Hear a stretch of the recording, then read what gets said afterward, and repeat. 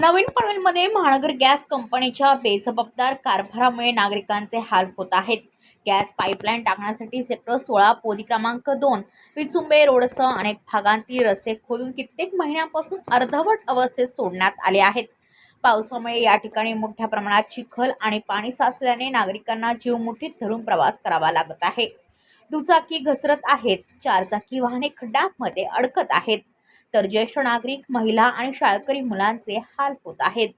दरम्यान खोदकामादरम्यान पिण्याच्या पाण्याची मुख्य जलवाहिनी फुटल्याने हजारो लिटर पाणी वाया गेले असून प्रशासनाचाही महसूल बुडाला आहे।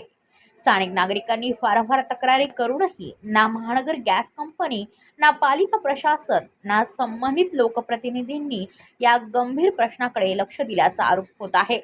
नागरिकांनी पनवेल महापालिकेचे आयुक्त मंगेश चितळे यांनी या प्रकरणात तातडीने हस्तक्षेप करून संबंधित कंपनीवर गुन्हा दाखल करावा, बिल रोखावे आणि कंपनीला काळ्या यादीत टाकावे अशी जोरदार मागणी केली जात आहे। ब्युरो रिपोर्ट पनवेल वार्ता न्यूज। आपल्या परिसरातील बातम्या आमच्यापर्यंत पोहोचवण्यासाठी स्क्रीनवर दिलेल्या क्रमांकावर संपर्क साधू शकता।